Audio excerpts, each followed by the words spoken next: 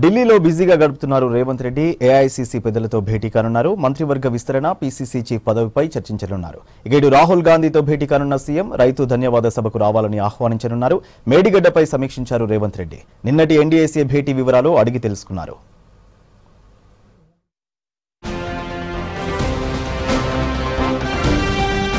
ఢిల్లీలో బిజీగా గడుపుతున్నారు ముఖ్యమంత్రి రేవంత్ రెడ్డి. బట్టి విక్రమార్క, ఉత్తమ్ కుమార్ రెడ్డితో కలిసి ఏఐసీసీ పెద్దలను కలవనున్నారు.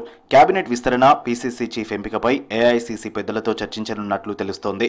ఇటు రాహుల్ గాంధీతో భేటీ కానున్న రేవంత్ రెడ్డి రైతుల తరఫున ధన్యవాద సభకు రావాలని ఆహ్వానించనున్నారు. మేడిగడ్డపై సమీక్ష నిర్వహించారు సీఎం రేవంత్ రెడ్డి. ఢిల్లీ పర్యటనలో ఉన్న ఆయన నివాసంలో అధికారులతో భేటీ అయ్యారు.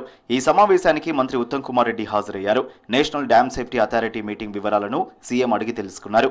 ఆయా అంశాలపై సీఎం అభిప్రాయాలను తెలియజేశారు. రేపు జరగనున్న సమావేశంలో చర్చించాల్సిన అంశాలపై సీఎం అధికారులకు వివరించారు.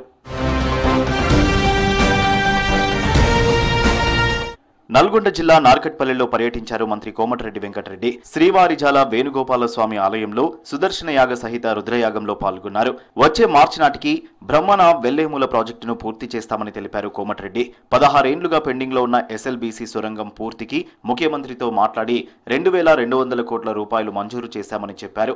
తమది రైతు ప్రభుత్వం అన్న కోమటిరెడ్డి ఒకే రోజు రుణమాఫీ చేశామని చెప్పారు.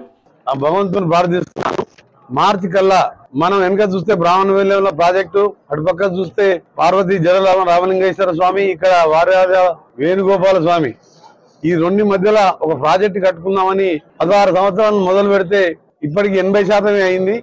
ఇప్పుడు పనులు వేగవంతం చేశాను. వచ్చే మార్చి కల్లా ఇక్కడ నార్కట్పల్లి చెరువుకెళ్ళి మొదలు పెట్టుకొని ఈ ప్రాంతానంతా కూడా కృష్ణా జలాలతో మీ పంటలు పండే విధంగా ఈ రిజర్వాయర్లు చెరువులన్నీ కూడా నింపి మీ ముఖాల్లో సంతోషాన్ని చూడాలన్నదే నా లక్ష్యం. దానికి ముఖ్యమంత్రి గారు గ్రీన్ ఛానల్లో పెట్టి నిధులు విడుదల చేస్తున్నారు. యునెస్కో ప్రపంచ వారసత్వ కమిటీ సెషన్ కు మంత్రి జూపల్లి కృష్ణారావు హాజరయ్యారు. న్యూఢిల్లీలోని భారత్ మండపంలో జరిగిన ఈ కార్యక్రమాన్ని ప్రధాని నరేంద్ర మోదీ ప్రారంభించారు. ఈ నెల 31 వరకు కొనసాగే ఈ సమావేశాలకు మన దేశం మొదటిసారి ఆతిథ్యం ఇస్తోంది.